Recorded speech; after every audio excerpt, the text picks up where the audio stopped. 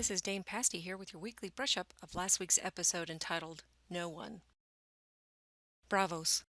Lady Crane seems to have taken Arya's advice and added a bit of anger to her soliloquy, which wows the audience. Afterwards, she finds a bleeding Arya backstage.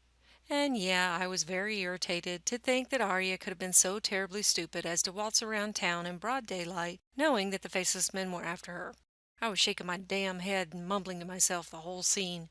Anyway, the Lady Crane stitches her up and bandages her, gives her some milk of the poppy to sleep, and then she goes nappy time for, well, we don't know how long.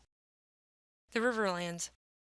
The Hound has found some men of the Brotherhood without banners and gets started on taking his revenge. Unlike his mountainous brother, the Hound just decides to forego the whole manual decapitation action and uses his trusty axe to dispatch all four of them. Meereen. Tyrion and Varys are walking through the revitalized city, discussing the fact that the Red Priests are doing a great job of convincing people that Dany is their savior. Varys still reminds Tyrion that it's dangerous as hell to give them so much power. Aligning religion with state is a double-edged sword that Varys would rather avoid entirely. It turns out that Varys is leaving town to recruit friends, and probably in Westeros. Tyrion is definitely not happy to see him go.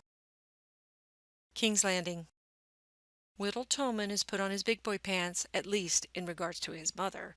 Seems he's allowed the Faith Militant to come into the Red Keep, to take Cersei back to the Sept to meet with the High Sparrow. Of course, Cersei says no, and then she lets her Sir Mountain open one of their guys like a Pez dispenser. And the Faith Militant decide that discretion is the better part of valor and hightail it out of there. Riverrun. Brienne and Pod arrive at the Lannister Frey camp outside of Riverrun. Bronn, as I predicted, grabs Pod around the neck in greeting and then teases him. Then Bronn, who has never been shy about sharing his opinion, voices what many viewers have been thinking and saying online for years. Methinks the writers were teasing us just a wee bit. Brienne asks Jaime to let her into the castle to try and persuade the Blackfish to surrender and then take his army to join Sansa. Jaime tells her that it's a pointless endeavor, but Brienne is stubborn as a mule and insists on trying. Brienne tries to give Oathkeeper back to Jaime, which had me shouting at the screen, "No!" But he says it's hers for keeps. Then Brienne just has to go and destroy the whole mood by telling Jaime she'll have to whoop up on him if it comes to a fight for Riverrun. She then talks to the Blackfish to no avail, just as Jaime told her would happen. King's Landing. Cersei goes to the throne room to see Tommen, where Kevin acts like a douche to Cersei by not letting her speak to Whittle Tommen before he announces a royal decree.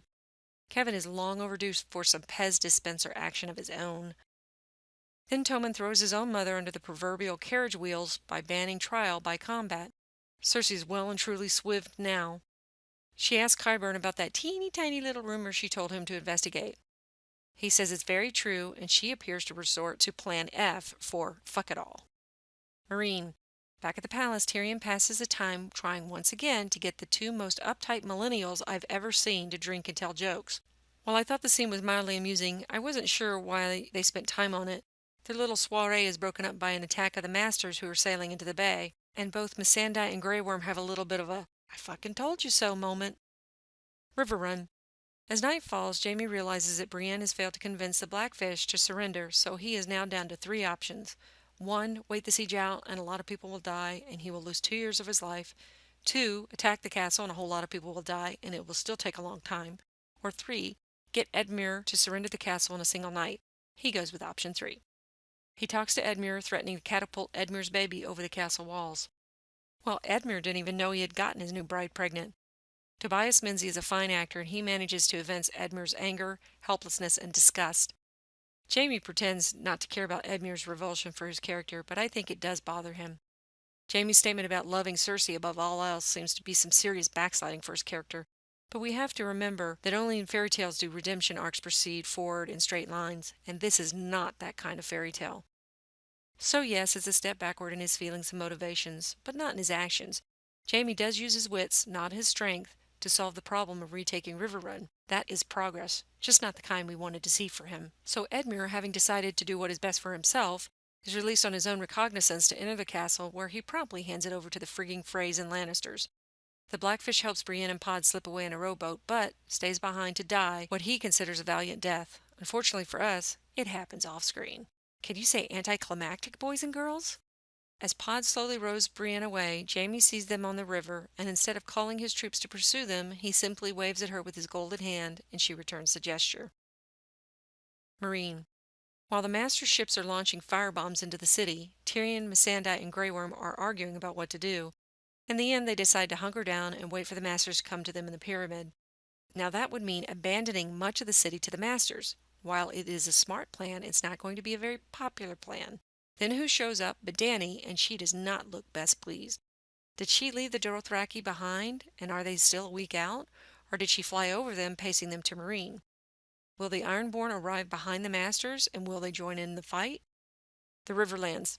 The Hound stumbles across a larger group of the Brotherhood, and who is there but Beric Dondarrion and Thoros of Myr. And they're getting ready to string up 3 jerks, one of whom killed all the Hound's hippie friends. Instead of killing everyone in sight, the Hound surprisingly negotiates who gets to kill who, and then he gets to hang 2 of the 3, leaving the 3rd for Beric. Then later, after dinner, they ask the Hound to join them, repeating phrases that he heard from Brother Ray last week. That he is still alive because he has a purpose, and that purpose is to kill, but to kill for a good cause. As we leave the scene, the Hound is pondering his next move. Braavos. Lady Crane is about to give Arya some more sleepy time tea, but the waif arrives and kills her in order to fulfill the original contract that Arya welched on. Arya wakes up, sees the waif, and then jumps out the window, at which point I have to call bullshit. Now let me say here that I get that it's just TV and a fantasy drama, and that requires a suspension of disbelief. And this kind of thing happens all the time in Hollywood. And I also get it's a fantasy series where we can believe in whites and coming back from the dead and blah, blah, blah. However, I think it's fair to expect a show to be consistent within its own universe, and consistent with just how much suspension we are required to make. For example, we are to accept that Arya Hota, a very large, strong man who has trained his entire life to be a warrior, can be taken down by a single stab to the back. But Arya, a tiny wisp of a girl, is not taken down by 2 deep stab wounds to the stomach. I think it's just dumb that they did it that way. In the end, I wanted Arya to live, so whatever. I can live with it. Arya manages somehow, some way to run through the alleys and the streets of Braavos with the waif in pursuit. After another unbelievable jump, more falling, and reopening her wounds, Arya purposely leaves bloody smears all the way to her hiding spot, so that the waif would have to be a complete nincompoop not to follow. Once she's in her hidey hole, Arya has needle in her hand, and she finally stands toe-to-toe with the waif. Of course, Arya proceeds to cut off the candle because her ability to fight sightless is her only advantage. Unfortunately, it literally leaves us in the dark once again. Then we're in the House of Black and White, and we see that Jaqen has noticed a blood trail through the temple and down to the Hall of Faces. Jaqen finds the waif's face on the wall, and he turns to find Arya standing there pointing needle at him. He clearly seems happy that she won against the waif, and he was probably rooting for her the entire time. Arya basically says her account balance is paid in full, and she, Arya friggin' Stark, is heading home. Overall, this was an okay episode. There was one major thing that irked me, which was the Arya can survive stab wounds to her abdomen nonsense. And there were some things that confused me, such as the little joke party in Meereen, and why they chose to have the Blackfish's death be so anticlimactic. I think there was a nice parallel between the Hound and Jaime. They have both changed substantially. Before they would have just used force to get what they wanted, and if innocents had to die, then they were okay with that.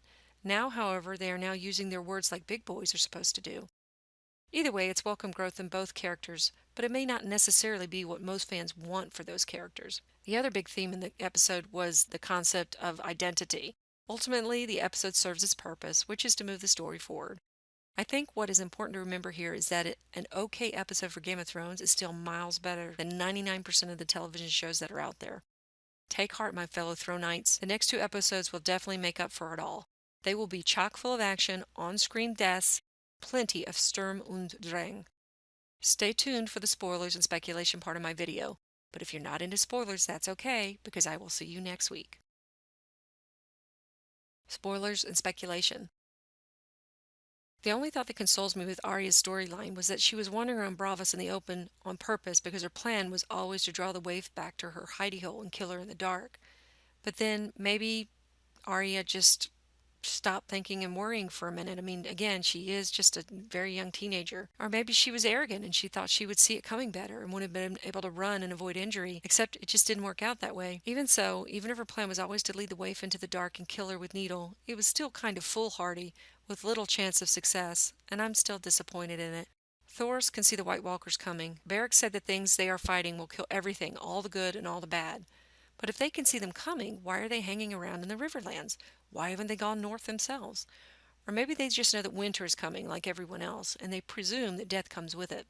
Lots of people seem to think that the Hound will join the Brotherhood without banners, but I'm not so sure. Maybe he does join them and they all run into Brienne, learn about the White Walkers, Sansa, and Jon's resurrection. Or maybe Sandor goes north on his own after running into Brienne, or better yet, running into Arya again, and they both go north together. It's safe to speculate that Varys is going to Dorne. We know someone would be going, and it's been speculated all along that it would either be Varys or Lady Olenna. Now it's safe to say that it's Varys, and he will be laying the groundwork for a landing place in Westeros, and that will be Dorne. I predict that that was the last time that Jaime and Brienne will ever see each other. Jaime is going to return to King's Landing to find that Cersei is going to burn down the Sept or has already done so, and in so doing has set the entire city on fire. Oh, the irony of Jaime returning to find this when he had stopped the previous king from doing exactly the same thing.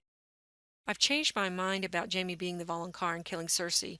It could just as easily be Tommen, because he is certainly working very hard to make it so that Cersei does not escape judgment at her trial.